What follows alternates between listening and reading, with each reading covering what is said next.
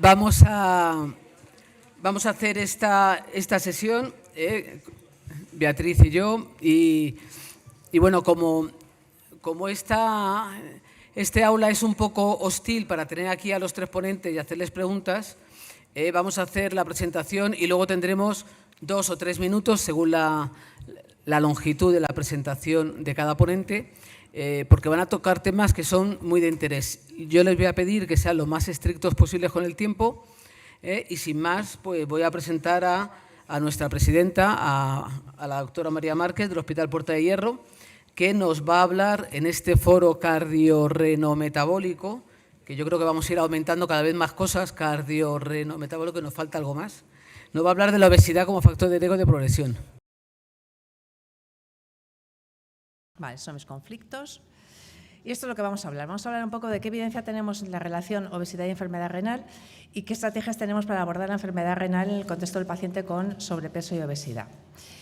La primera pregunta es esta, o sea, ¿realmente la obesidad provoca enfermedad renal o realmente es que estamos hablando de factores de riesgo cardiovascular compartidos como puede ser la dislipemia, la hipertensión o la diabetes, ¿no? Porque al final el paciente con sobrepeso y obesidad y el paciente con enfermedad renal frecuentemente conviven con estas realidades, ¿no? Bueno, pues este es un estudio muy interesante, es un análisis de una población importante en Japón, donde fíjense el título, dosis-respuesta del sobrepeso-obesidad con la enfermedad renal incidente, es decir, personas que no tienen enfermedad renal y se analiza al cabo de los años en función de su peso, sobrepeso, obesidad, si desarrollan o no enfermedad renal estimada como filtrado que cae por debajo de 60 o entrada en diálisis. 105.000 participantes, es verdad que es en Japón, con un poco más de mujeres que de hombres, lo cual está muy bien porque suele ser al revés, con estas edades sin enfermedad renal previa y utilizan los datos de chequeos comunitarios con un seguimiento entre el 93 y el 2006. Y hacen una estratificación en 7 grupos en función del peso, como ven ahí, incluyendo también los bajo pesos, ¿no? Que a veces es una cosa que uno también puede tener en mente de si realmente el bajo peso también puede estar condicionando enfermedad renal. Bueno, pues como ven ahí es una diapositiva de estas difíciles de ver, pero bueno, lo que quiero es que vean la P de la derecha donde hay clara relación, es decir, a medida que aumenta el peso, aumenta la prevalencia de enfermedad renal o la incidencia de enfermedad renal y ojo que se acabe mayor de 30, o sea, estamos todavía en el rango de sobrepeso, obesidad, no estamos en obesidades más relevantes. Y esto es igual, como ven, para varones y para mujeres. Bien, pero a lo mejor es que es población asiática, mucha tasa de diabetes, vale, pues se quita de en medio la diabetes como factor de confusión y se sigue manteniendo la misma relación, es decir, a mayor peso, insisto, nos quedamos en mayor de 30, mayor prevalencia de enfermedad renal incidente. Y si quitamos a los pacientes con evento cardiovascular previo, es decir, pacientes que no son diabéticos, pacientes que no tienen un evento previo, simplemente tienen hombres o mujeres con ese rango de IMC. Como ven, se sigue manteniendo la relación. Y tampoco la edad, es decir, la edad efectivamente predispone a la aparición de enfermedad renal, o mejor dicho, a mayor edad más prevalencia de enfermedad renal, pero cuando se corrige contra la edad, el efecto del peso se mantiene, como ven, tanto en varones como en mujeres en todos los rangos de edad. Y es que efectivamente hay un nexo entre obesidad y enfermedad renal que va más allá de los factores de riesgo que comparten. Y probablemente es este, que el tejido adiposo disfuncionante, que es como se llama ahora, es un tejido que es activo desde el punto de vista inflamatorio y genera un montón de citoquinas que al final van a condicionar patología cardiovascular, tanto enfermedad cardiovascular aterosclerótica como resistencia insulínica y esta situación de prediabetes, diabetes que todos sabemos que se asocia a enfermedad renal y a mucha más patología cardiovascular. ¿Cuál es la fisiopatología de la enfermedad renal asociada a obesidad? Bueno, pues como ven hay varios factores, ¿no? Factores hemodinámicos que probablemente son los que más se conocen y que se parecen muchísimo a la génesis de la enfermedad renal asociada a diabetes. Factores metabólicos que tienen mucho que ver con resistencia insulínica, la disregulación de las adipoquinas, inflamación, estrés oxidativo. Y luego una patología muy específica que estamos empezando a conocer, que es la toxicidad lipoidea, que tiene que ver con ese tejido adiposo disfuncional, que es un tejido proinflamatorio y que genera inflamación de forma sistémica. Y luego hay otro factor más, ya no es cómo se relaciona el sobrepeso con la enfermedad renal, es cómo se relaciona el sobrepeso y la obesidad de la madre con el riesgo cardiovascular y la posibilidad de desarrollar enfermedad renal en el hijo. Y esto es algo que cada vez tenemos también más claro, ¿no? La obesidad y el sobrepeso materno provoca enfermedad cardiovascular y riesgo de enfermedad renal en los hijos. Que esto es todo el fatty kidney, que es una manera abreviada muy, digamos, pues que entra mucho cuando hablamos de enfermedad renal asociada a obesidad. Bueno, pues las características histológicas son esas: glomerulomegalia y alinosis, que es predominantemente periliar, y engrosamiento de la membrana basal, indistinguible de los cambios iniciales que aparecen en la enfermedad renal asociada a la diabetes. De hecho, la fisiopatología es la misma, es decir, aparece una situación de hiperfiltración, de estrés, de presión intraglomerular, que lo que va a hacer es empezar a cambiar, a afectar la barrera de filtración con todos esos cambios en la unión de los podocitos y toda la estimulación de reacciones inflamatorias y profibróticas en la matriz mesangial. Absolutamente indistinguible de la diabetes, aunque aquí no existe ese depósito de productos de glicosilación avanzada, pero al final la situación de hiperfiltración es la que desencadena esto y la que, si se mantiene, da lugar a estos cambios hemodinámicos y de cambios histológicos en el glomérulo. Bien, vamos a la segunda parte. ¿Qué podemos hacer? Está claro que tenemos una asociación sobrepeso, obesidad, enfermedad renal. ¿Cómo abordamos esto? Bueno, pues el abordaje clásico es la bariátrica. Es lo único que hemos tenido durante muchísimos años. Este es un estudio muy interesante realizado por los compañeros del 12 de octubre que analizan cómo evolucionan pacientes con esta glomerulopatía asociada a obesidad cuando se les somete a bariátrica. De 30 pacientes finalmente pueden incluir 12. Son pacientes con filtrados bastante preservados, pero con proteinuриas importantes, una media en torno a 2 gramos. Y hacen un seguimiento de cómo van a 12 meses post-cirugía. Pérdida de peso muy importante. Hasta ahora la bariátrica es lo único que conseguía pérdidas de peso de más de 2 cifras y mantenidas en el tiempo. Y como ven, efectivamente, vamos a empezar por abajo, la respuesta a la proteinuria es muy buena, disminuciones de proteinuria del 60%, 50%. Los cambios en el filtrado son más complicados de analizar. Como ven, el problema de estimar el filtrado glomerular con fórmulas cuando hay una modificación de peso muy importante es compleja, con lo cual analizan varias fórmulas y la consecuencia es la misma. Hay una pérdida de filtrado importante, probablemente porque de lo que partimos es una situación de hiperfiltración, y lo que hacemos cuando corregimos el sobrepeso o obesidad es corregir esa situación de hiperfiltración. Metaanálisis más o menos tienen el mismo resultado, es decir, los resultados en filtrado son muy variables, casi siempre hay una pérdida de filtrado que probablemente tenga que ver con esta corrección de hiperfiltración, pero es verdad que nos cuesta definir una respuesta, digamos, de modificación de la peniltegratinina asociada a la bariátrica, porque eso no se produce, por lo menos hasta ahora no hemos sido capaces de demostrarlo.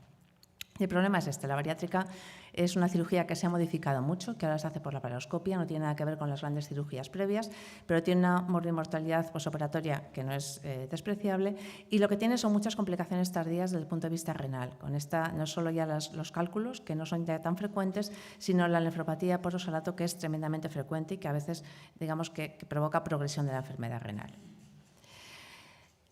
Y esto es lo que ha cambiado. En los últimos años se empieza a hablar de manejo de la obesidad en el paciente cardiovascular ya con indicaciones de tratamiento farmacológico, como ven ahí, en varios contextos: prevención cardiovascular en pacientes con diabetes y sobrepeso, o prevención de enfermedad coronaria en personas con sobrepeso u obesidad. Y claramente se empieza a mencionar ya el papel de los agonistas de receptor GLP-1, además de los SGLT2 como fármaco que también protege desde el punto de vista renal y cardíaco. Esta es la evidencia que tenemos hasta ahora. Y para ir rápido, como ven, hay un montón de intervenciones que se terminan por futilidad de forma precoz, empezando por las modificaciones de estilo de vida. Ya sé que hay que intentarlo, pero cuando uno se pone a medir cuál es el efecto de esto, seguimos estando en futilidad. Habrá que mejorarlo. Luego, como ven, hay algunas más completadas, como son la sibutramina y como son el orcasenol, pero como ven, al final con efecto o no beneficioso o nulo. Y las únicas intervenciones a fecha de hoy que tienen éxito son la cirugía y es semaglutida, demostrado en el ensayo clínico SELECT, con varios ensayos clínicos de este momento en fase de ongoing que nos van a dar probablemente más herramientas farmacológicas para manejar esto de la obesidad asociada a patología cardiovascular y renal. SELECT. ¿Qué es SELECT? Bueno, ensayo clínico en pacientes con sobrepeso IMC por encima de 27, ¿vale?, y obesidad. con enfermedad cardiovascular previa, prevención secundaria. ¿Vale? No tenían que ser diabéticos porque los diabéticos ya se analizaban en otro tipo de estudios y llevaban hasta semaglutida de 2,4. Endpoint primario es un MACE combinado clásico, el confirmatorio, que eran los elementos del MACE por separado, y bueno, pues estos criterios de inclusión que ya hemos mencionado. Había un exploratorio también de adicción al tabaco y hospitalizaciones, interesante, y esta es la población que entró aquí. Como ven, población, bueno, a veces en el rango de prediabetes, pero no diabética, IMCs en torno a 30, no tan grandes como las habituales de las bariátricas, filtros glomerulares ahí, como ven, bastante preservados, y bueno, pues esa distribución de peso. Eran pacientes, curiosamente, muy bien tratados. Fíjense que había un montón de pacientes con antiagregación, con 89% con estatinas, beta-bloqueados y ECA-BARA2, o sea, eran pacientes perfectamente tratados, curiosamente mucho mejor probablemente que la población general, ¿no? Y aún así la reducción del riesgo del MACE es muy, muy relevante, ¿de acuerdo? Y fíjense en la separación de las dos curvas, que es algo, las dos rectas, es algo de lo que hablaremos ahora. Y es independiente de edad, IMC, es decir, por debajo de 30, por encima de 30 en los distintos estadios, y del sexo. Y también es independiente de qué tipo de patología cardiovascular tuvieran previa, de insuficiencia cardíaca o de filtrado por encima y por debajo de 60. Este es el cambio que consigue en el peso. Evidentemente llegan al 10% de reducción. Fíjense que ese 10% se consigue en la semana 30 y tantos, el 5% de reducción de peso, que es el que se considera significativo para evento cardiovascular, se consigue en algún momento entre la semana 23 y 26. Y, insisto, fíjense en qué momento se separan las curvas de evento combinado cardiovascular, casi inmediato, en las primeras semanas. Y es que lo que está pasando aquí, efectivamente, es que además de otras cosas, lo que se está modificando es probablemente cosas que tienen que ver con la inflamación. Fíjense en el cambio de los niveles de PCR de alta sensibilidad que aparecen en el grupo tratado versus el que no, el placebo. Y además más cosas, efectivamente, modificación de presión arterial, que puede ser interesante, y también modificación del perfil lipídico. Hay un subanálisis de qué pasa desde el punto de vista de progresión de la enfermedad renal en esta población. Y esto se analizó el clásico ya de 5 componentes de endpoint renales, ¿no? Incluyendo la muerte renal, entrada en diálisis, y además se analizó la modificación en el slope de creatinina y la modificación en albuminuria. Muchos pacientes con filtrados por encima de 60, la población de alto riesgo, de bajo riesgo, perdón, de desarrollo de enfermedad renal, y mucha población con poca albuminuria, ¿vale? Y como ven, 90 y tantos % con hipotensores y con ECA-BARA2, es decir, también población adecuadamente tratada. Bueno, pues fíjense la disminución del riesgo de desarrollo de enfermedad renal en esta población, un 22% en los tratados con semaglutide versus placebo.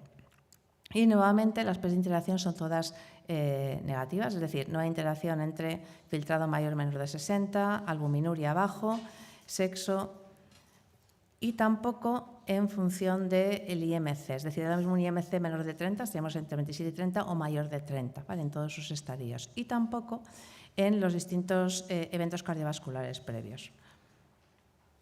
¿Cómo va esto de la pendiente de creatinina? Bueno, los agonistas receptores GLP-1 también inducen un pequeño dip, como los ISGLT2, aunque de menos relevancia, y como ven luego se cruzan las curvas y efectivamente la pendiente está por encima del grupo placebo en todos momentos. Pero curiosamente, si miran a la derecha, la modificación mayor de pendiente precisamente está en los pacientes que tienen filtrados por debajo de 60. Es decir, el paciente que ya tiene enfermedad renal parece que se beneficia un poquito más en términos de modificación de la caída de pendiente que el paciente que tiene un filtrado por encima de 60.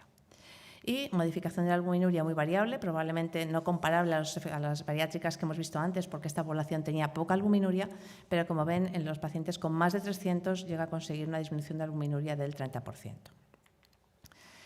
¿Y qué pasa con esta población en cuanto a los eventos cardiovasculares? Los pacientes renales se mueren de eventos cardiovasculares.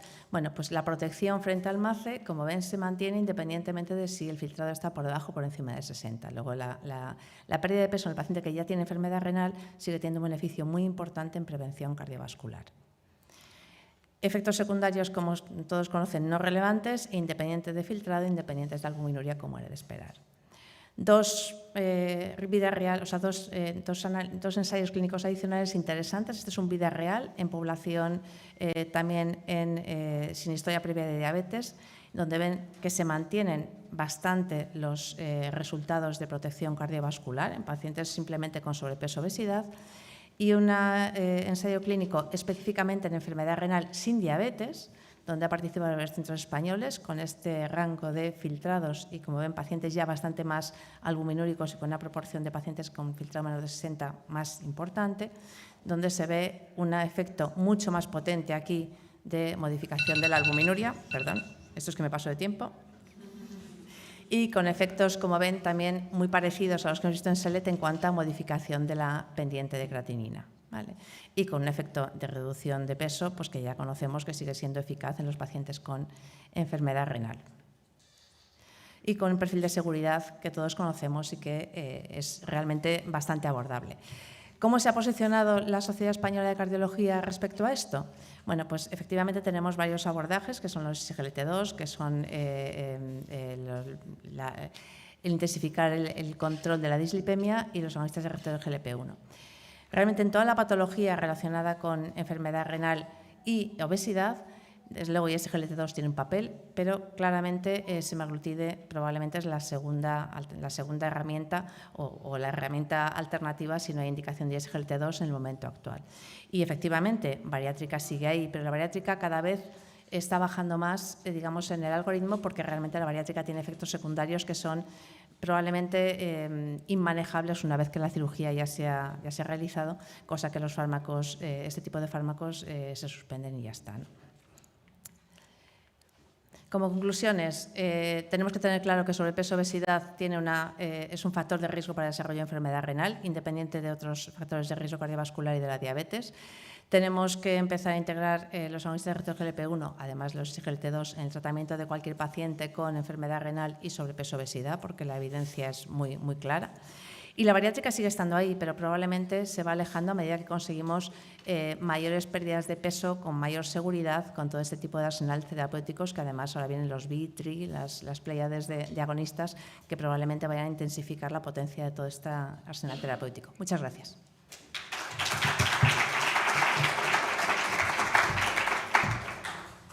Muy bien. María, yo creo que te quedas un momentito. Sí, yo creo que así. ¿Alguna pregunta? Pues ahora. Genial.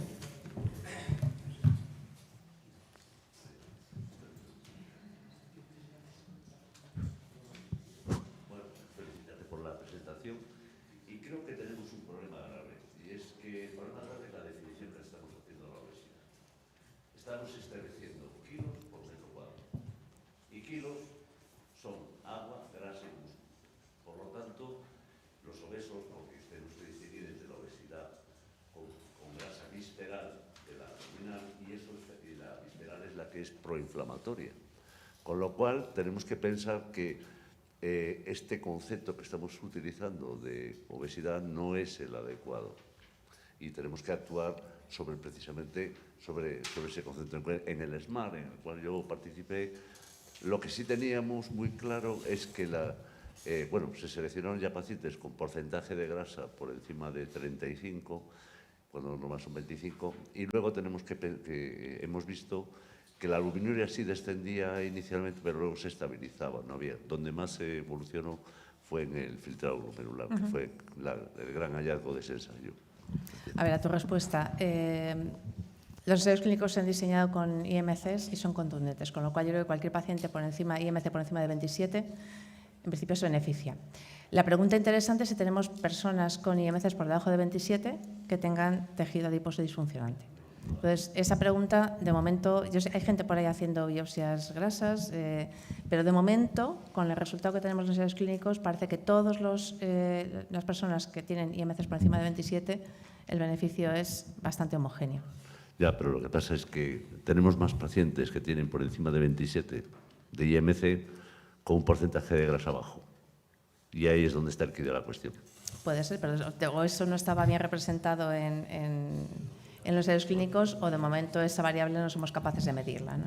¿Más preguntas en la sala? Sí, ahí, por favor.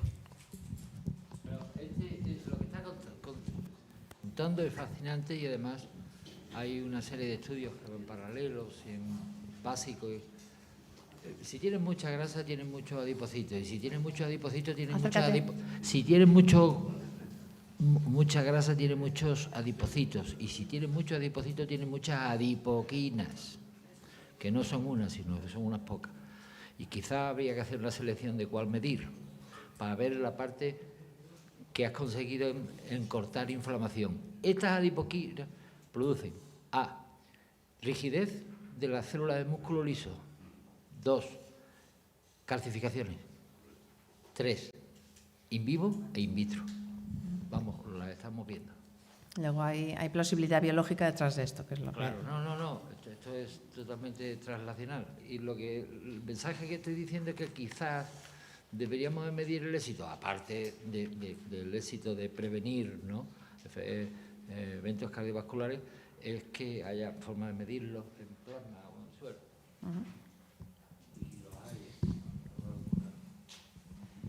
Perfecto, muchas gracias, María. Gracias. Pues pasamos ya a la siguiente comunicación, en el que la doctora Beatriz Fernández nos va a hablar del redescubrimiento de la aldosterona con las nuevas dianas terapéuticas. ¿Esto cómo va? Está. No sé si está. Bueno. Pues vamos a hablar de algo que ya sabemos todos y que nos hemos estudiado en la carrera y que nos hemos estudiado durante toda la residencia y que nos hemos estudiado toda la vida y que ahora vamos a redescubrir algo que en realidad siempre hemos sabido. Estos son mis disclosures y esto es otra cosa que siempre hemos sabido y que ahora vuelve a estar encima de la mesa, que es por qué tenemos enfermedad renal y por qué se desarrolla la enfermedad renal. Básicamente la enfermedad renal es una disrelación entre la carga de trabajo que realizan nuestras nefronas y la cantidad de nefronas que tenemos. Y esto es independiente de cualquier patología. Si tenemos pocas nefronas y mucha carga de trabajo en esas nefronas, tenemos un problema. Y tenemos un problema que a priori vamos a solucionar, otra vez, independientemente de muchos otros factores y de muchas patologías de base, con tratamientos que ya tenemos y con tratamientos que están ongoing y que vamos a utilizar basándonos en algo que ya sabíamos desde hacía mucho tiempo, que es sistemas y efectos en esos sistemas que ya conocíamos pero que no teníamos una manera clara y evidente de bloquear. ¿Qué es lo que vamos a hacer? Pues básicamente vamos a repasar algo que ya sabemos, y es el sistema renina-angiotensina. Y venir a repasar el sistema renina-angiotensina a nefrólogos es un poco absurdo, pero tenemos que recordar que el sistema renina-angiotensina de primeras no es terrible. El sistema renina-angiotensina se estimula por una serie de factores que nos permiten seguir aquí. Si tenemos una hipovolemia, una hipotensión, si tenemos problemas con el manejo del sodio, si tenemos pérdida, si tenemos activación de sistemas o si tenemos hiperpotasemia, hiperglicemia o estrés oxidativo, nosotros lo que vamos a tener es un incremento de la producción de renina a nivel de los riñones. Y esto va a ser la piedra para que nosotros bajemos por todo este eje, angiotensinógeno, angiotensina 1, enzima convertidora a la angiotensina, angiotensina 2, enzima de la aldosterona y el efecto principal. ¿Cuál es el efecto principal? El efecto principal no es un problema. El problema es que ese efecto principal sea un efecto mantenido, sostenido en el tiempo, que va a dar lugar a cambios translacionales, a cambios genéticos, a cambios genómicos, que van a dar lugar a problemas serios como los que tienen los pacientes con enfermedad renal crónica, que son los que tienen una hiperactivación de este sistema, que a priori no es un sistema terrible, a priori es un sistema que nos va a permitir solventar otros problemas que nosotros tenemos cuando tenemos situaciones de estrés mantenido o situaciones de hipotensión.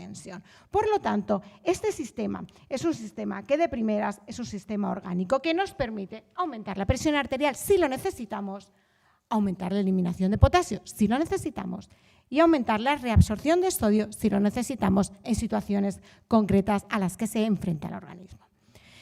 ¿Cuál es el problema cuando tenemos una carga en el riñón y una disminución del número de unidades funcionales en este riñón?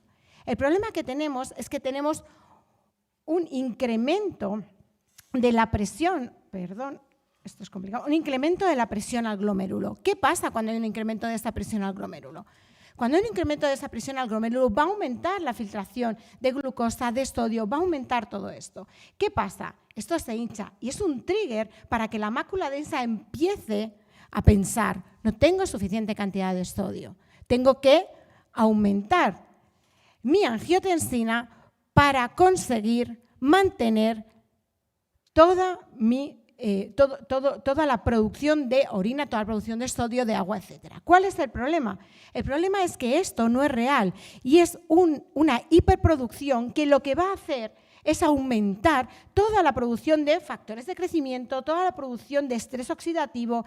Vamos a perder capilares glomerulares, vamos a tener hipoxia. Esta hipoxia va a aumentar la producción de IF1, va a aumentar la resistencia a la hipoxia y va a aumentar una serie de problemas que al final lo que van a hacer es que se produzca una muerte celular, una muerte del glomérulo y un problema renal. Es decir, vamos a seguir perdiendo número de nefronas y vamos a seguir incrementando ese trabajo y esa carga a las nefronas que tenemos. Por lo tanto, tenemos un problema porque el problema principal es que vamos a aumentar la producción de toda esta sistema renina, angiotensina, aldosterona y estos efectos que a priori podrían ser beneficiosos en situaciones concretas se van a convertir en un problema muy serio y vamos a perder y vamos a tener este efecto de la aldosterona que incrementando sodio, incrementando agua, incrementando también a forma crónica los efectos inflamatorios y fibróticos que se van a producir.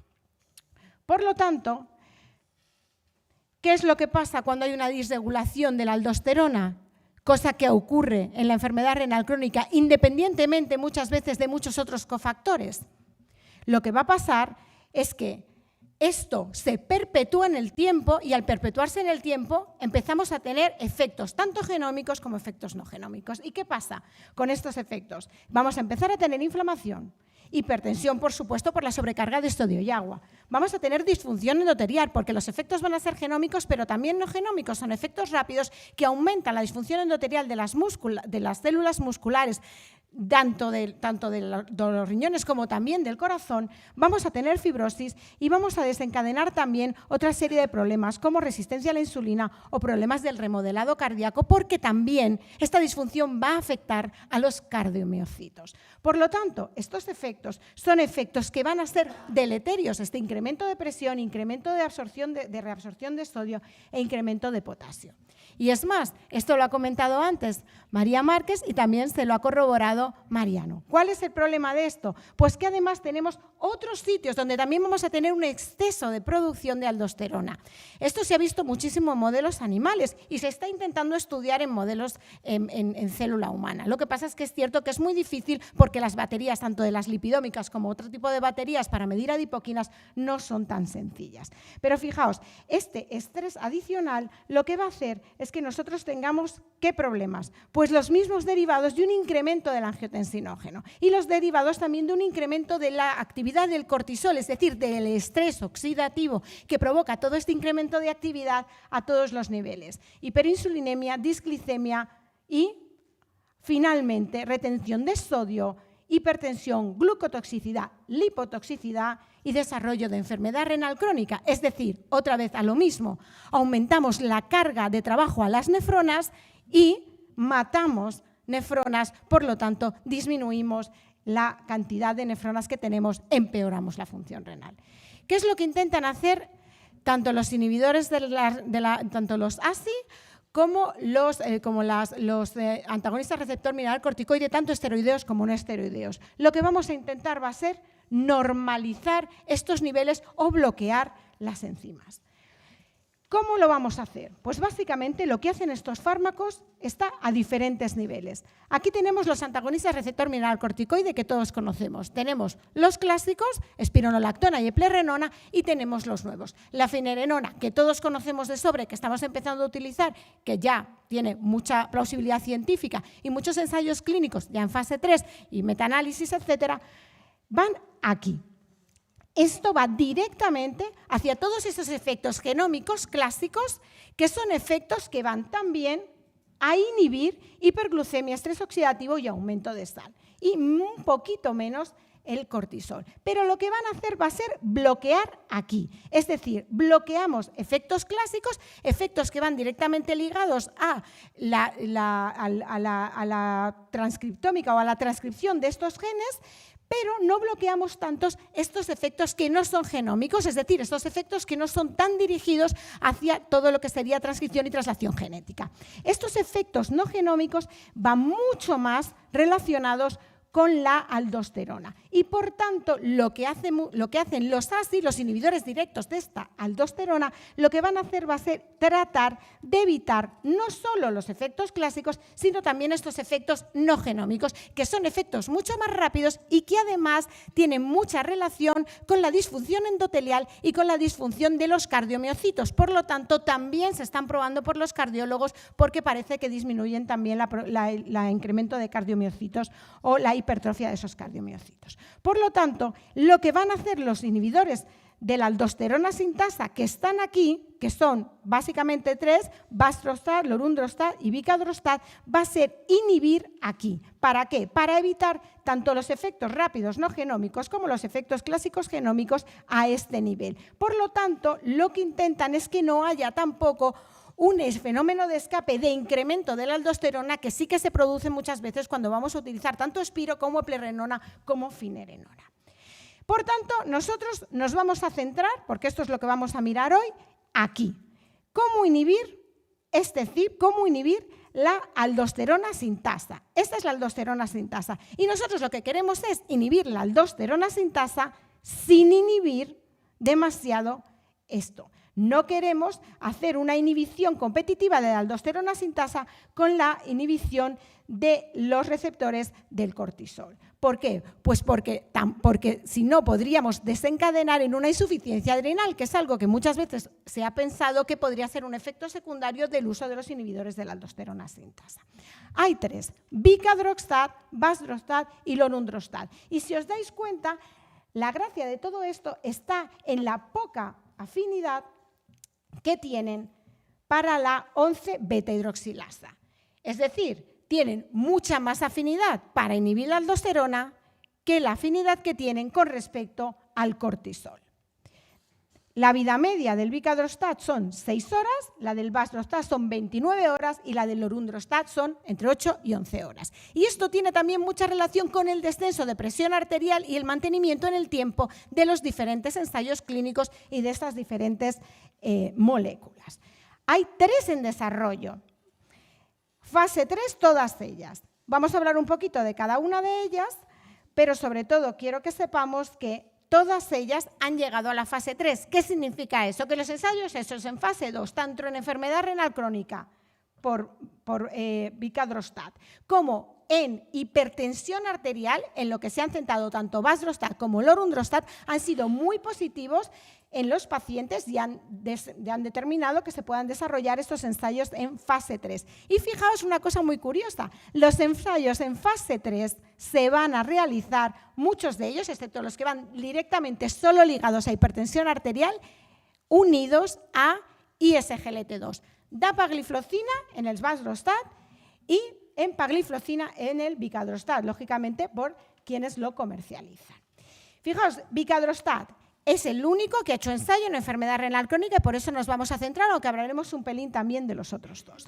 Índice de selectividad, muy importante, 251, es decir, va muy selectivo hacia la aldosterona, 90% de similaridad con la aldosterona sintasa. Y eso es algo que nos deja muy tranquilos respecto a la posibilidad de que se puedan desarrollar problemas hacia la zona de la médula, hacia la zona adrenal y hacia la síntesis de cortisol.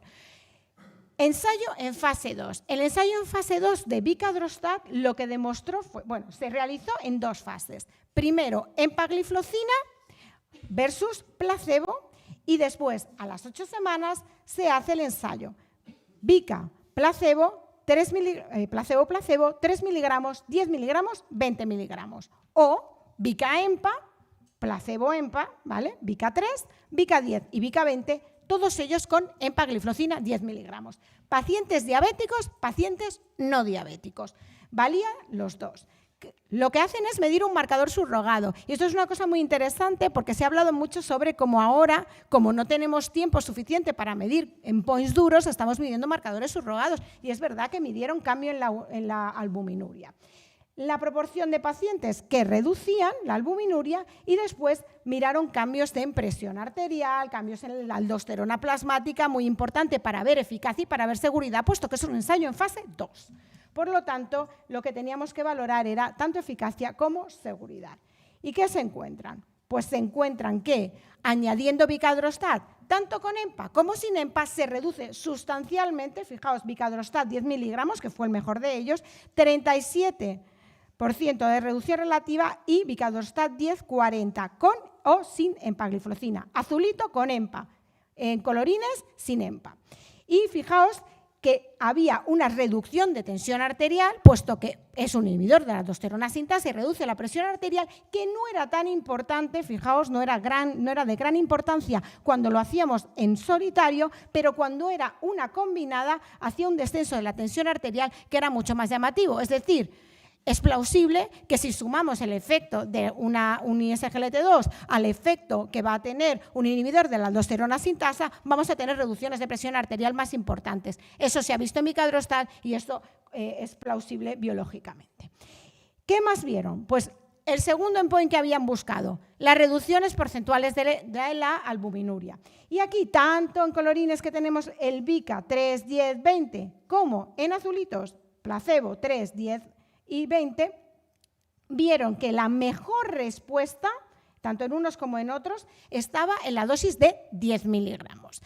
La mejor respuesta la encontraron en 10 miligramos. No he puesto la pendiente de filtrado glomerular estimado, pero la pendiente de filtrado glomerular estimado, uniendo la EMPA con el Vicadrostat, disminuía un 0,2 sobre lo que se bajaría simplemente con el uso de una empagliflozina. Por lo tanto, no hay una pendiente de filtrado glomerular muy superior a la utilización de ambas a la vez. Y lo importante para nosotros, ¿qué pasa con el potasio? El índice de hiperpotasemia se reducía sustancialmente cuando utilizábamos ambas moléculas a la vez. Esto ya se ha visto también en Confidence, esto ya se ha visto en muchos otros estudios. Si tú utilizas una gliflozina en conjunto con un inhibidor de la aldosterona sintasa o en conjunto con un mineral corticoide receptor no esteroideo o esteroideo, esto va a mejorar y ellos vieron exactamente lo mismo. ¿Qué han hecho con esto? Pues el ensayo en fase 3. El ensayo en fase 3 que no entró a España, y lo digo porque nosotros en España hacemos ensayos y se hace muy bien, y en España no entró, se llama Easy Kidney. Easy Kidney lo que va a hacer corroborar como Vicadrostat 10 miligramos, que si recordáis fue la dosis buena, ¿no? La que salió mejor, versus contra placebo, todo el mundo con el inhibidor del RAS, que por cierto en el fase 2 ya había sido el 99%, con lo cual muy bien, todo el mundo tiene que ir con inhibidor del RAS, todo el mundo tiene que ir con empagliflozina y lo que van a hacer va a ser buscar las diferencias EMPA-placebo. Y, por supuesto, ver en un fase 3 con una muy amplia población cómo de buenos o cómo de malos son los resultados en efectos secundarios y, por supuesto, también van a valorar, como habíamos hablado antes, el tema del cortisol. Esta es la intervención que van a hacer y el Kidney Composite, en este caso, fijaos, sí van a hacer un endpoint primario duro. Y el endpoint primario duro es la progresión de enfermedad renal, la enfermedad renal crónica con más de 40% de pérdida, muerte cardiovascular y muerte renal. Por lo tanto, sí que en principio habríamos de tener endpoints duros en este ensayo. Un ensayo replicado se va a hacer en insuficiencia cardíaca. 3/4 de lo mismo. Como hemos dicho antes, que tiene unos efectos genómicos y unos efectos no genómicos, ellos pretenden valorar si esto va a ser superior al uso de los antialdosterónicos clásicos que estamos utilizando en insuficiencia cardíaca. Y bueno, lo van a replicar de una forma muy parecida porque se va a llamar además EASY-HF. No vamos a hablar mucho sobre ello, pero lo que van a hacer va a ser exactamente lo mismo con Vicadrostat, igualmente de 10 miligramos, porque Vicadrostat 10 miligramos parece que es la dosis óptima en la cual se tienen los mejores efectos con menos efectos secundarios. Dos más que hay, Baxdrostat, Lorundrostat. Baxdrostat, ensayo en fase 2, se ha hecho para hipertensión arterial. Volvemos aquí, tiene un índice de selectividad inferior al índice de selectividad que tiene el vicadrostat. Pero indudablemente Beatriz, los efectos que se han hecho, sí, ya termino, los efectos en ensayo en fase 2, que se llamó BRIGHT-HTA, son una disminución de la tensión arterial sistólica muy llamativa. Estos ensayos que os voy a contar se han hecho en hipertensión arterial, no se han hecho en enfermedad renal. El ensayo de Baxdrostat en enfermedad renal, aquí lo tenemos, ¿vale?, para que veáis las disminuciones. El ensayo de Baxdrostat en enfermedad renal se llama BARS-DUO-ARCTIC. Es un ensayo que va a evaluar algo muy similar y muy parecido en pacientes con enfermedad renal crónica, pero no ha habido una fase 2 en enfermedad renal crónica. Se ha visto secundariamente por un endpoint subrogado que sí que había una disminución en los pacientes hipertensos de albuminuria. Y lorundrostat, muy parecido, Baxdrostat, lorundrostat. Mejor todavía el índice de selectividad de lorundrostat. Es el que mejor índice de selectividad tiene. Y también se ha hecho solo para hipertensión. Ensayo en fase 2, Target HTA, una disminución incluso superior a la disminución del Baxdrostat, porque además tiene un índice de selectividad bastante superior. El cambio ha sido muy llamativo. El ensayo en fase 2 ha mostrado efectos muy beneficiosos. Como los pacientes no tienen insuficiencia renal, el potasio tampoco era un problema sustancial y de hecho no hubo prácticamente pacientes con problemas de potasio. Ensayo en fase 3 ya está aquí, se publica en JAMA la semana que viene y se ha presentado. Es para hipertensión arterial, con unos resultados muy positivos en más de 1000 pacientes. Y por último, bloquear arriba del todo, Zilebesiran. Es un mRNA de transferencia. Todavía no está en el mercado, está en fase 2, Cardia 2. Igualmente, solo para hipertensión arterial. No ha habido ensayo en enfermedad renal crónica.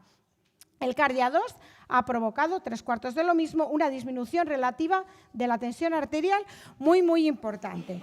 Lo voy a poner un momentito porque he visto a alguien haciendo alguna foto, ¿vale? Zilebesiran, y el ensayo en fase 3 está en marcha. Sí que es cierto que el Zilebesiran se va a aprobar solamente para hipertensión arterial. No hay ensayo en marcha con Zilebesiran ni con lorundrostat en enfermedad renal crónica. Así que para terminar, pues bueno, los inhibidores de la aldosterona sintasa son novedosos, son una buena estrategia, tendrán su nicho, tendrán su sitio, sobre todo en pacientes probablemente con ese riesgo renal residual que persiste. Y bueno, los ensayos en fase 2 ya os los hemos explicado y los ensayos en fase 3 están en marcha con resultados que parecen serán prometedores. Gracias.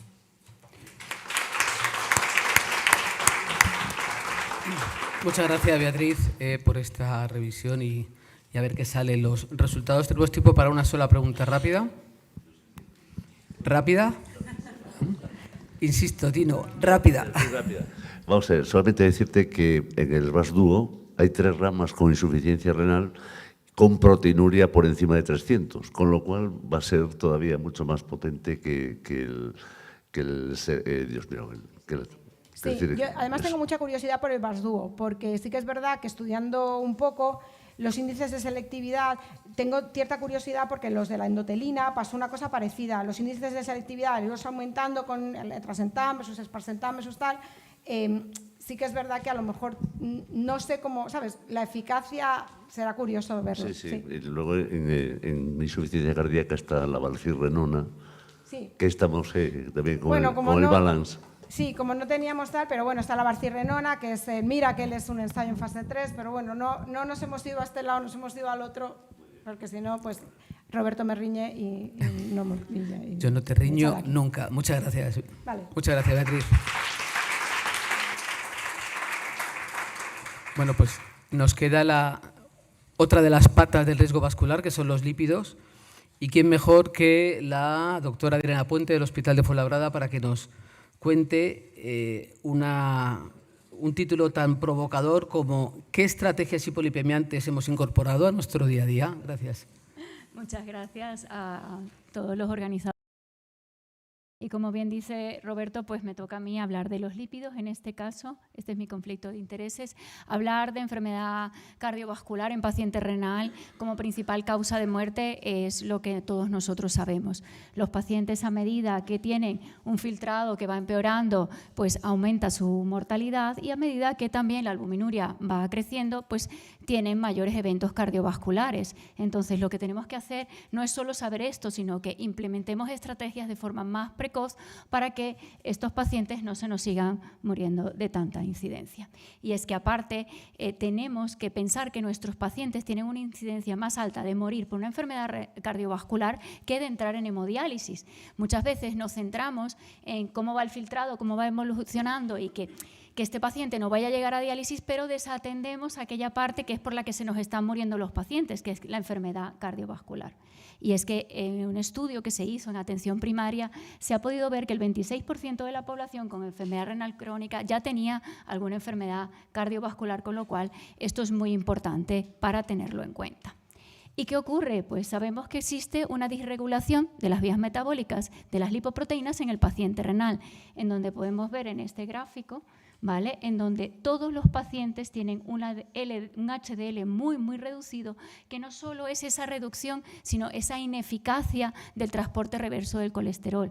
Además, tenemos una alta concentración de los pacientes en cualquier estadio de enfermedad renal crónica, sea técnica de hemodiálisis, diálisis peritoneal o que tenga un síndrome nefrótico, con una LDL muy alta y unas LPAs y las ApoB también muy elevadas, con lo cual es un paciente que tiene un perfil lipídico con grandes problemas.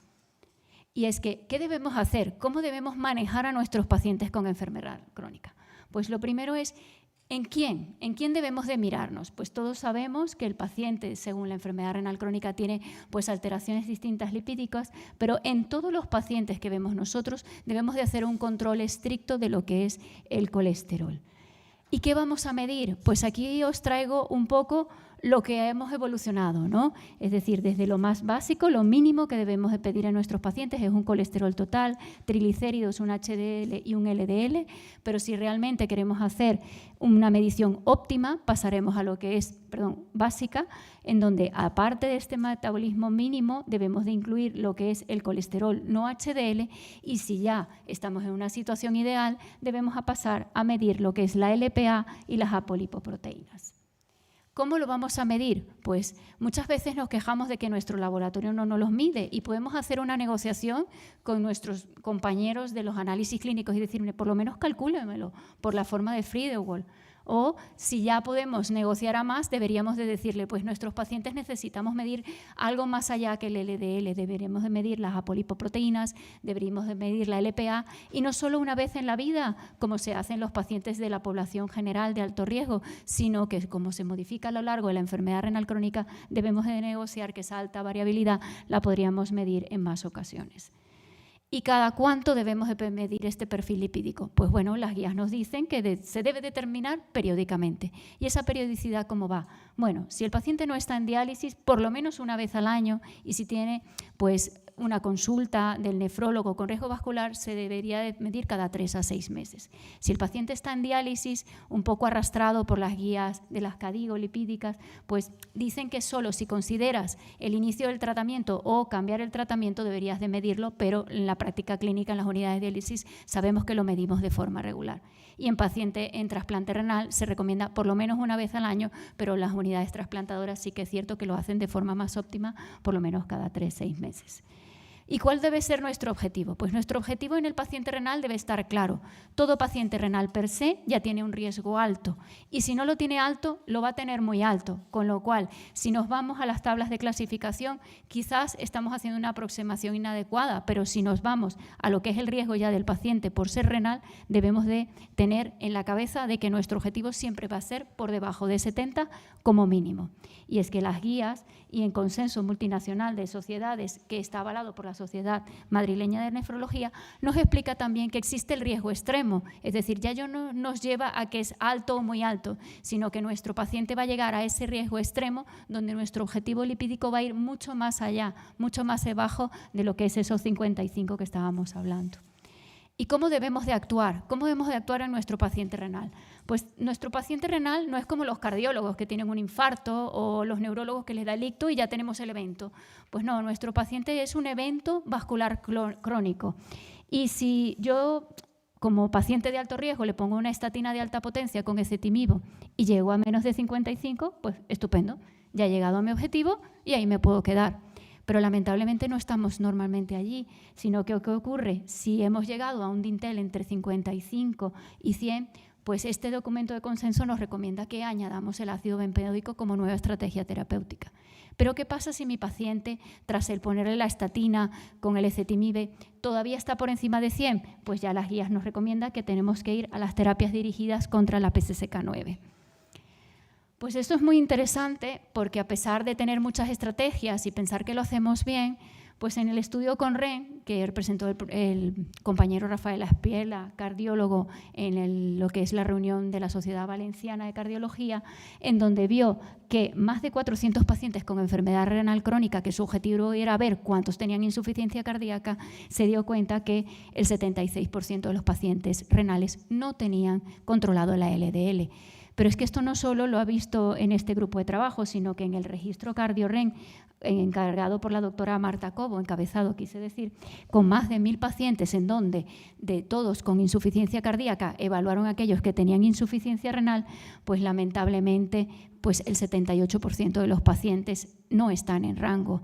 Estos son estudios de cardiólogos. Y no estamos teniendo los pacientes dentro de rango en un grupo que realmente está sensibilizado a lo que es el control del LDL colesterol. Y bueno, ¿y qué más vamos a hacer? ¿Solo vamos a medir el LDL colesterol? Pues no, tenemos que hacer más cosas. Tenemos que buscar activamente la enfermedad vascular periférica. Sabemos que nuestros pacientes tienen alta carga de esta incidencia. El índice tobillo-brazo es algo fácil que podemos hacer en la consulta.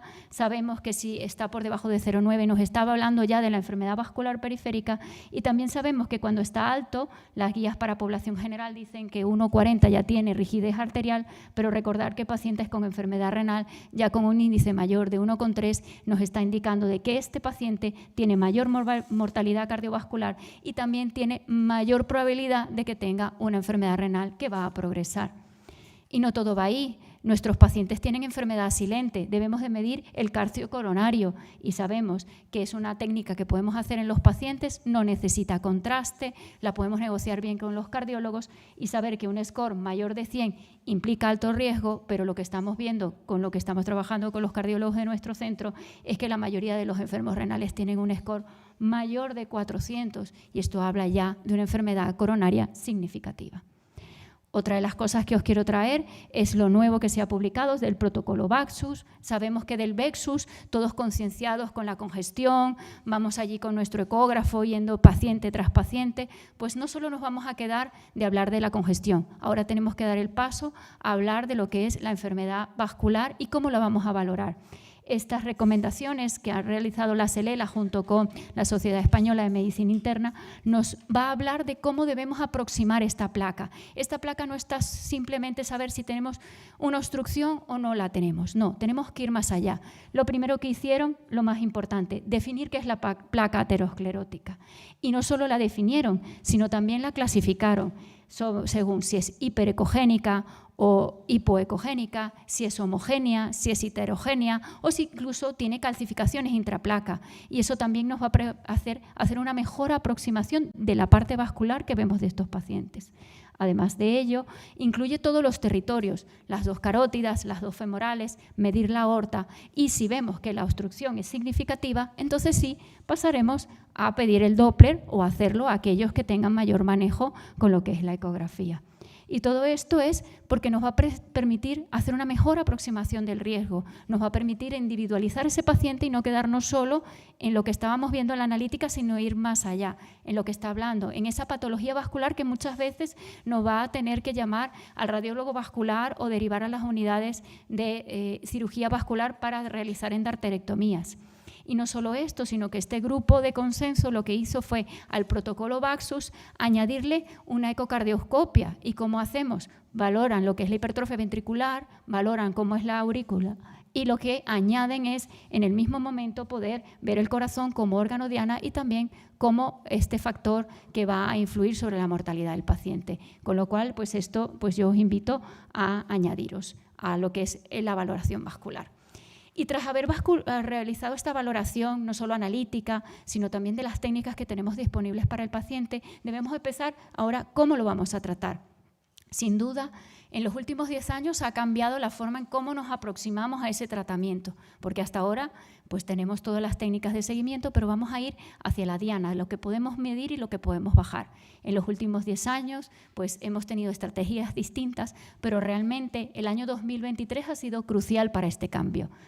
Pues en el mes de julio salieron 2 terapias orales, uno es el ácido bempedoico y el otro es el icosapento de etilo, que vinieron a ayudarnos a producir este cambio en lo que es el manejo del perfil típico del paciente, y 2 meses después, en septiembre del 2023, se une a las estrategias terapéuticas aprobadas por el Ministerio de Sanidad español, lo que es el tratamiento con el inclisiran. Pues del ácido bempedoico sabemos que es un inhibidor de la citrato ATP-liasa, que es un paso antes a la HMG-CoA reductasa y que nos va a permitir sin duda una reducción del LDL en torno al 20% y una reducción del MACE de 4 puntos, del 20% del LDL y del 13% del MACE a 4 puntos en pacientes que ya tenían alto o muy alto riesgo vascular. Pues mucho me diréis, bueno, en este estudio también se vio que hay un aumento de ácido úrico, un aumento de lo que es la creatinina del paciente, pero bueno, como estrategia de tratamiento terapéutica la podemos implementar en nuestros pacientes y estas implicaciones no nos hacen reducir lo que es llegar a nuestros objetivos del paciente. Otra de las estrategias terapéuticas, como os he comentado, es el icosapento de etilo. En este caso no solo va a la reducción de los triglicéridos, que está en torno al 20%, sino que va más allá por los mecanismos de la reducción de la inflamación, mecanismos de la reducción de la liberación de las citoquinas, y lo que nos lleva a que la reducción de muerte, infarto no fatal, ACV no fatal y revascularización y angina inestable llega a una RR del 24, casi del 25%, con lo cual es mirar más allá de la reducción del triglicérido, sino de ver pues, que estamos reduciendo eventos cardiovasculares. Y de las otras estrategias que habíamos mencionado del año 2023, tenemos lo que es el inclisiran. Ya sabemos por los anticuerpos monoclonales que al actuar sobre la PCSK9 lo que hacemos es mejorar nuevamente la expresión, evitar de que esa degradación del receptor del LDL se produzca y se vuelva a expresar en la superficie. En este caso, la ventaja que tiene el inclisiran al ser un ARN de interferencia pequeño es que entra dentro del hepatocito y hace que al bloquear esta producción de la proteína ese efecto sea más prolongado y que incluso su posología sea tan cómoda como de mantenimiento, aplicarla cada 6 meses. En este caso, tienen estudios en el desarrollo del ensayo clínico del Orión 9, 10 y 11 de pacientes con enfermedad polivascular, donde la reducción del LDL es bastante eficaz, llegando al mayor del 50% en los pacientes que fueron evaluados, e incluso cuando se hizo el subanálisis del Orión 9 y 10, que es del 10 y 11, sacando el 9, que era pacientes con hipercolesterolemia familiar, la reducción llegó incluso hasta un 87% de ese objetivo, con lo cual estos pacientes lograban entrar dentro del rango terapéutico.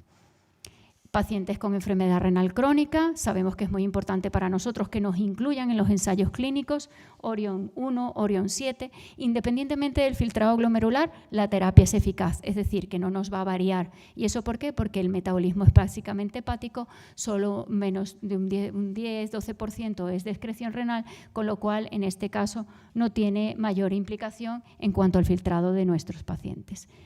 Y vamos de los ensayos clínicos a lo que tenemos en vida real, que muchas veces nos interesa un poco redirigir, un poco qué estamos haciendo nosotros, cómo están haciendo estos grupos. Lo primero que se ha presentado del inclisiran es un paciente trasplantado renal, cosa que me llamó muchísimo la atención. Bueno, un debut por lo grande en la nefrología. Pues es un grupo que lo que hizo fue tratar a su paciente pues, de 80 años, que no es poco, con una creatinina basal que es en torno a 2,4 o 2,5, que tenía un LDL muy alto, un paciente pues, clásico que tenemos todos, y lo que vieron en este paciente, pues una reducción importante del LDL y que se mantuvo en los 12 meses de seguimiento que le hicieron a este paciente. Pero yendo más allá y viendo qué más hay en vida real, pues en la ERA, hace un par de semanas, se presentó este póster de un grupo de Roma, de italianos, en donde midieron en 32 pacientes renales como el inclisiran había reducido el colesterol LDL. Y todos los pacientes, en este caso, eran intolerantes a la estatina, es decir, que era muy importante, el LDL basal medio era de 225. ¿Y qué observaron? Observaron una reducción de al menos un 50% en la muestra de pacientes que han analizado. ¿Y qué más hay? Bueno, nosotros en el Hospital de Fuenlabrada, que tenemos una sensibilidad especial con lo que es el riesgo vascular y somos muy activos en los tratamientos, pues quisimos ver qué pasaba con nuestros pacientes. Tenemos 17 pacientes a los cuales tenían enfermedad renal crónica y tenían enfermedad vascular aterosclerótica que le pusimos tratamiento con inclisiran. ¿Y qué ocurrió? Pues bueno, estos pacientes, sus características basales eran en torno a 70 años de edad media, la mayoría de los pacientes eran mujeres y tenían una enfermedad renal crónica estadio 3.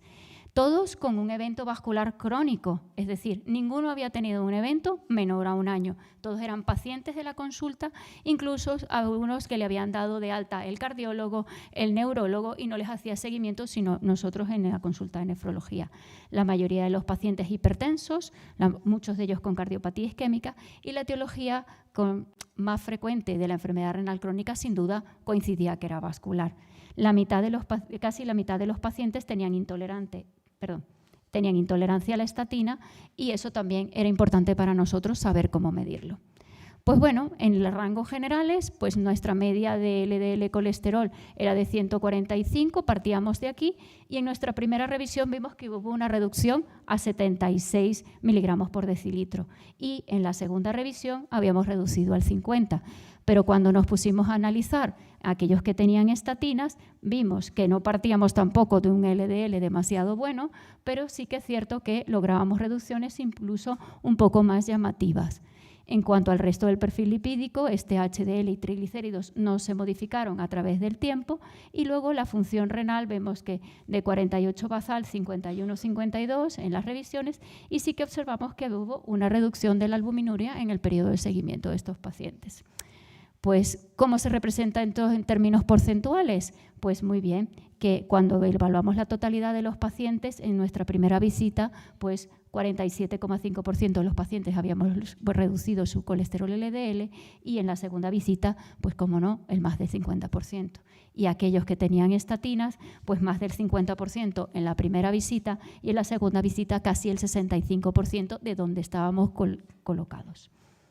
Pues esto que nos llevó a hacer un grupo de colaboración aquí en Madrid, ¿vale? En donde trabajamos con varios hospitales que nos aportaron los datos de lo que estaban haciendo cada uno en las consultas. Os invito a consultarlo en la sección de póster, que pues hay trabajos muy interesantes que tenemos abajo y que hemos hecho todo con mucho cariño. Y simplemente señalar, lo he puesto en pequeño para que sea atractivo y bajéis a ver el póster, es que la reducción que obtuvimos en la primera visita fue de un 40%, y en la segunda visita fue de un 50%, juntándonos entre todos los hospitales. Para una N total de 28 pacientes, también logramos observar esa llamativa reducción de la albuminuria, aunque no fue estadísticamente significativa, pero sí que la vimos también en el grupo general.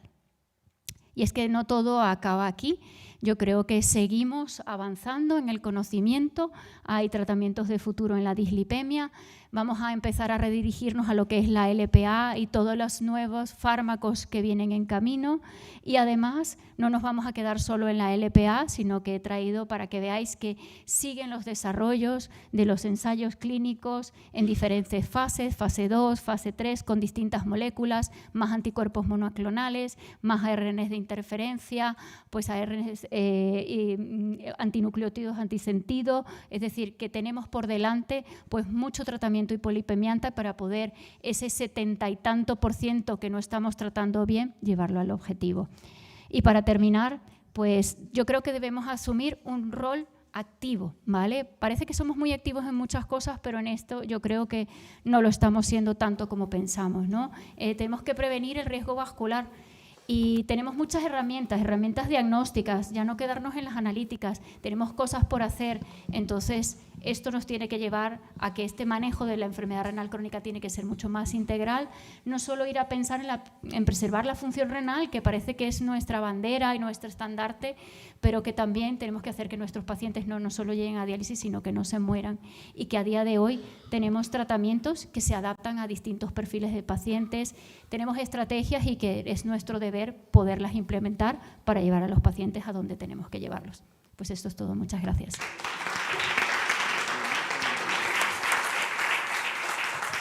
Muchas gracias, Adriana. ¿Alguna pregunta?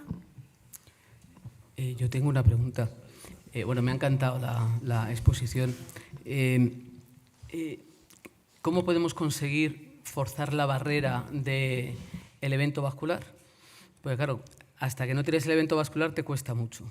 El índice tobillo-brazo no nos sirve, tenemos que hacerle buscar placa en carótidas a todo el mundo que tenga un alto riesgo vascular, se nos van a enfadar, salvo que tengamos tiempo para hacerlo nosotros como tal. ¿Qué es lo que hacéis vosotros? Sí, bueno, la verdad es que muy interesante, y yo siempre le digo a los cardiólogos y a los neurólogos que ellos lo tienen fácil, porque vamos, ya tiene el infarto, él ya tiene la justificación y listo. Y yo pues tengo que ir a pelearme con farmacia prácticamente para que podamos negociar, ¿no? Yo creo que una de las cosas, aparte de buscar la placa, hacer el ITB te ayuda a saber quién es aquel en el cual tienes que redirigir la mirada. El ITB pues lo puede hacer la auxiliar de la consulta, es realmente sencillo, entonces ya te empieza a clasificar a quién sí y a quién no, tienes que sacar ese ecógrafo y llevárselo a la carótida, a la femoral, a buscar. Yo creo que no solo quedarnos arriba, que es lo que hemos hecho muchas veces, sino ir a explorar otros territorios es importante. Pero yo creo que la labor está en la educación que tenemos que hacer en lo que es el del servicio de farmacia. Tras ir a hablar con ellos, explicarles lo que tenemos y debatir que hay otras estrategias y otros gastos farmacéuticos que son cuanto más caros que lo que le estamos llevando, yo creo que ha sido el que nosotros tengamos ahora un manejo mucho más fácil en Fuenlabrada de poder prescribir este tipo de fármacos. Ya no tengo que ir buscando esa estenosis mayor del 50%, ya no tengo que ir viendo esas arterias renales, me metía en los TAC a ver cuál de ellas tenía una estenosis significativa en las arterias renales, ir a hablar con el radiólogo ya que sobre ese TAC antiguo me podía hacer otro reporte, otro informe para yo poderle decir al farmacéutico, mira, es que tiene estenosis de las arterias renales y es significativa, aunque no tenga pues mayor hipertensión, pues sí que tiene indicación. Y yo creo que así hemos ido sensibilizando. Bien. ¿Tenemos tiempo para una corta? Yo solamente decirte que hay un test que es el PREVENT de evento cardiovascular y aterosclerótico. Y es, digamos, la forma de saber cuáles están en riesgo y cuáles no. Y utiliza 8 parámetros. Sí, y está validado. Y sale un excelente artículo en este número de ayer que salió de la JKD, sí, que pega perfectamente con lo que tú estás comentando. Sí, sin duda eso es otra estrategia más, pero yo creo que lo importante es sumar la estrategia e individualizar de las posibilidades que yo tengo en la consulta del paciente. Sí, eso es lo bueno. Perfecto, muy interesante, Adriana. Bueno, pues damos por concluida esta sesión tan interesante en las que hemos repasado obesidad, inflamación mediada por aldosterona y dislipemia. Muchas gracias a los ponentes y a los asistentes.